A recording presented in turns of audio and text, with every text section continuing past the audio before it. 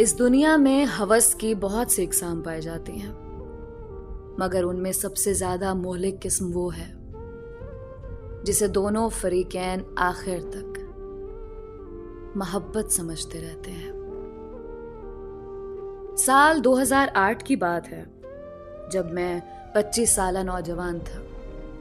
मैं इस कदर मोटापे का शिकार हो चुका था कि मेरा वजन 95 किलो हो चुका था। अपनी उम्र से 3 गुना बड़ा मालूम होता था। लोगों के तानों और खुद की अजियत को देखते हुए मैंने घर के करीब अवामी पार्क का रुख किया और दिलो दिमाग में ठान लिया कि अब मेरा ये दूसरा घर है। जब तक खुद को सेहतमंद ना कर लूं और वजन को नॉर्मल ना कर लूं, तब तक इस पार्क से नहीं निकलूंगा। बस फिर तो पार्क के 2 चक्कर लगना शुरू हो गए, सुबह फजर की नमाज के बाद और असर के बाद। रोजाना की जदोजहद शुरू हो गई। पहले 1 घंटा बहुत तेज वॉक करता, फिर मुश्किल वर्जिश को अपनी रोजमर्रा जिंदगी का मामूल बना लिया। पार्क में तरह तरह के लोग दिखने को मिलते। आते जाते सबसे सलाम दुआ होने लगी। वहां एक रमशा नामी लड़की भी असर के वक्त वॉक करती नजर आती। उसका भी कुछ मेरे जैसा हाल था। वो भी शदीद मोटापे का शिकार थी। उम्र 23 साल थी, जबकि वजन 84 किलो था। अपनी उम्र से बड़ी मालूम होती। सुनहरी रंग के बाल थे जिनको हाई पोनी की होती थी। वो कभी वॉक करती मेरे आगे आ जाती तो कभी मेरे पीछे। हम रोजाना एक दूसरे को देखते रहे। हमारे दरमियान कोई बात नहीं हुई। तकरीबन 1 हफ्ता गुजरने के बाद एक दिन ऐसा हुआ कि जब मैं वॉक करके बहुत थक गया तो खुद को रिलैक्स करने के लिए एक बेंच पर आकर बैठ गया। वहां पहले से किसी खातून की कुछ चीजें पड़ी थीं, जिनमें एक चादर थी और पानी की बोतल भी। मैं थोड़ा साइड पर होकर बैठ गया। कुछ ही पल गुजरे कि रमशा वहां आ गई। मैं उसे देख के फौरन उठने लगा कि ये उसकी जगह है, मैं किसी दूसरे बेंच पर चला जाऊं। वो फूले हुए सांस में बोली, कोई बात नहीं, कोई बात नहीं, आप बैठे रहे यहाँ पर। मैं फौरन से बोला, आपका बेंच है ये? मैं बस खाली बेंच समझकर बैठ गया। अरे मेरे घर का बेंच थोड़ी है, कॉमन पार्क है, यहाँ हर बंदा बैठ सकता है। मैं ये बात सुनकर मुस्कुरा दिया। चलें, शुक्रिया आपका। वो मुस्कुरा दी। वो भी बैठ गई। तेज वॉक की वजह से उसका सांस फूला हुआ था। कितना मुश्किल है ना खुद को स्मार्ट करना, फिट करना। बैंड बजी हुई है मेरी तो। मैं उकताहट से बोला। वो हंसने लगी और बोली, सही बात है, बस अल्लाह किसी दुश्मन को भी मोटा ना करे। जीना हराम कर देता है ये मोटापा। वो ये बात करके पानी पीने लगी। उसको पानी पीता देखकर मुझे भी याद आया कि मुझे भी बहुत प्यास लगी हुई थी और वहां पानी नहीं था, तो मुझे मजबूरन सब्र करना पड़ा। लेकिन जैसे ही मैंने उसकी भरी हुई बोतल देखी, फौरन उसे पानी मांग लिया, जैसे उसको बहुत बरसों से जानता हूं। मैंने बिला झिझक उससे कहा, पानी मुझे भी मिल सकता है? वो ये सुनकर चौंक कर मुझे देखने लगी और गहरी सोच में पड़ गई। जाहिर है किसी अनजान मर्द को कैसे अपनी बोतल दे सकती थी। असल में मेरा हल्क सूख रहा है और आज मैं पानी की बोतल लाना भूल गया और मेरा घर कोई 10 मिनट की दूरी पर है और अभी मजीद चल कर जाना है। यहाँ तो पानी ही साफ नहीं है। वो मेरी इतनी वजाहतें सुनकर मुस्कुरा दी और बोतल आगे करते हुए बोली, ये लें, कोई बात नहीं। मैंने भी फौरन बोतल ली और पीने लगा। आधी बोतल पीने के बाद मुझे एहसास हुआ कि सारा खत्म ना करूं, क्या पता उसने भी पीना हो अभी। मैंने बोतल उसको वापस कर दी। वो बोली, कोई बात नहीं, आप और भी पी लें। मैं हंसकर कहने लगा, नहीं नहीं, बहुत शुक्रिया आपका। आपने अपनी बोतल दी। वो मुस्कुराकर चुप हो गई। फिर मैंने सवाल दागा, क्या नाम है आपका? रमशा नाम है मेरा। और आपका? वो मेरा नाम पूछने लगी। मेरा नाम अवैस है। अच्छा, गुड। वो नाम पूछकर चुप हो गई। मैंने फिर सवाल किया, क्या करती हैं आप? वो बोली, अभी तो स्टूडेंट हूं, पढ़ रही हूं। क्या पढ़ती हैं? वो बोली, मैं बिजनेस की स्टूडेंट हूँ। और आप क्या करते हैं? मैं भी पढ़ रहा हूँ, आर्किटेक्ट बनना चाहता हूँ। अरे वाह, अच्छा लगा सुनकर। आप भी मेरी तरह उम्र में बड़ी लगती हैं इस मोटापे की वजह से, मैं हंसते हुए बोला। वो जोर से हंस पड़ी। आप सही कह रहे हैं, मोटापा इंसान को उम्र से बड़ा दिखाता है। मैं खुद बहुत परेशान हूँ इस बीमारी की वजह से। उसकी ये बात सुनकर मैं मुस्कुरा दिया।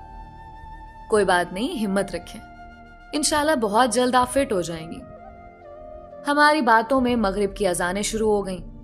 वो बोली, बहुत देर हो गई है, मैं चलती हूँ। मैंने कहा, जी जी जरूर, बहुत अच्छा लगा आपसे बात करके। वो बोली, मुझे भी। उसके जाते जाते मैंने फिर सवाल कर दिया, यहाँ पास में रहती हैं आप? वो पीछे मुड़कर बोली, जी मेरा घर पार्क के साथ वाली गली में है। अच्छा, ये तो बेहतरीन है, मैं जल्दी से बोला। वो मुस्कुराकर आगे चल दी। मैंने भी फौरन घर की राह ली। अगली सुबह आया तो मैं उसी को ढूंढता रहा, लेकिन वो असर के वक्त ही आती बस। फिर जब मेरा असर के वक्त चक्कर लगा तो वो वहां पहले से मौजूद थी, वॉक कर रही थी। उसकी नजर मुझ पर पड़ी तो मुस्कुरा दी। हम पूरा 1 घंटा वॉक करते रहे और फिर हमारे दरमियान कोई बात नहीं हुई और दोनों घर चले गए।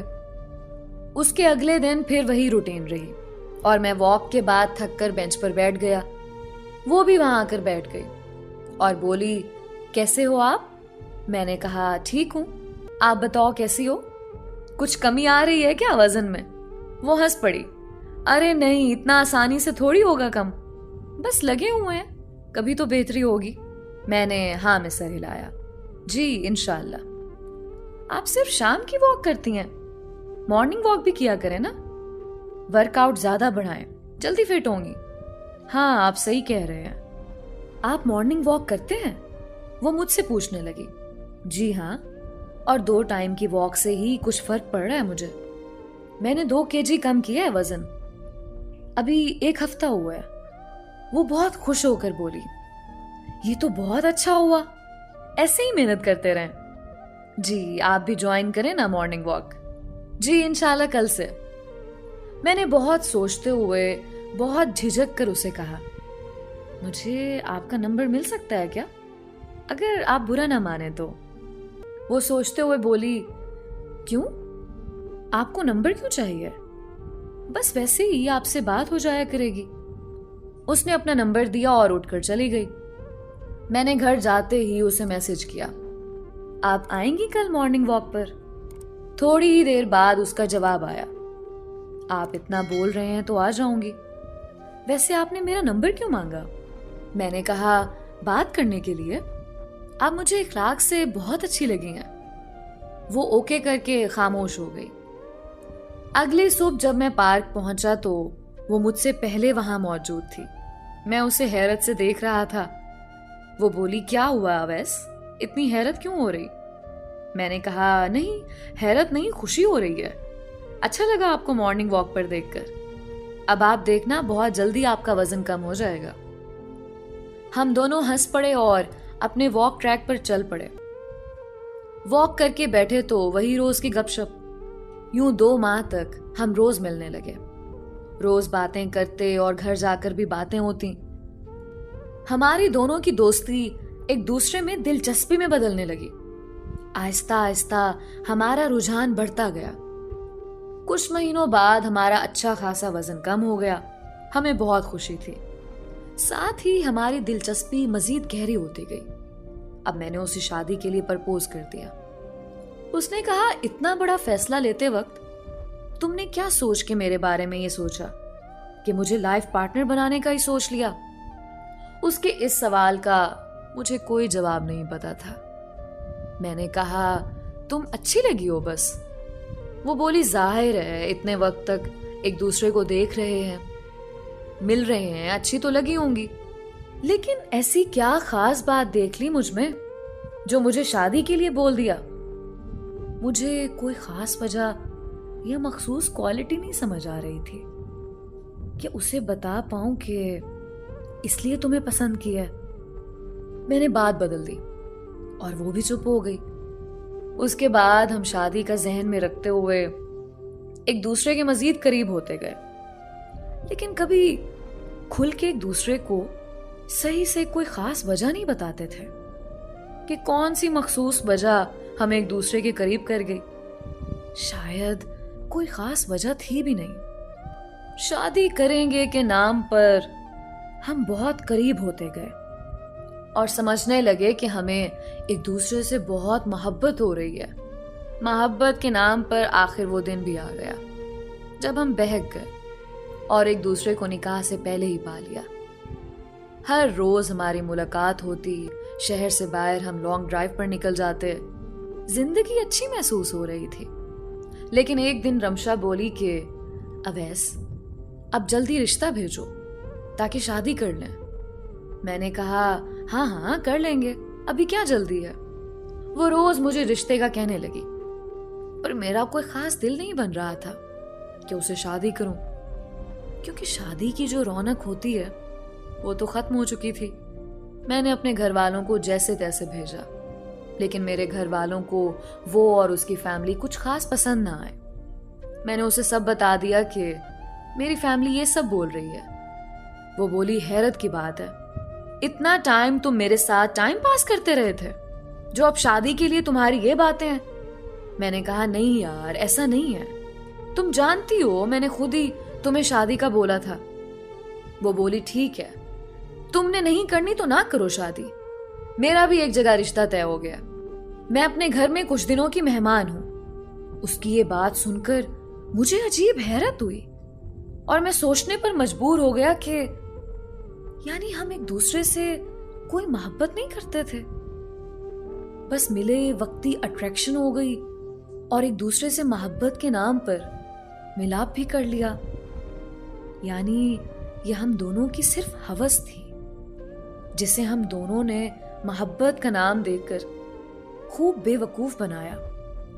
तो जब निकाह का वक्त आया, ना तो उसका दिल हलकान हुआ मेरा इनकार सुनकर, और ना ही मेरा दिल हलकान हुआ। हम इंसान कितना घटिया है ना, एक दूसरे को झूठे मोहब्बत के दावों में फंसाते हैं सिर्फ इसलिए कि हम निकाह के नाम पर वो काम कर लें जिसके लिए निकाह का लफ्ज बहुत जरूरी है। दोस्तों, निकाह के नाम पर खुद को बेवकूफ बनाना छोड़ दें। एक हराम को सरअंजाम देने के लिए एक हलाल लफ्ज का टैग ना लगाएं साथ। हमारे माशरे में दिन ब दिन गलत काम बढ़ता जा रहा है। किसी को फेसबुक से तो किसी को सोशल मीडिया की किसी और ऐप से, किसी से मोहब्बत हो गई तो किसी को एक बार देख लेने के बाद मोहब्बत हो गई। दोस्तों, ये मोहब्बत नहीं होती, ये सिर्फ वक्ती अट्रैक्शन होती है।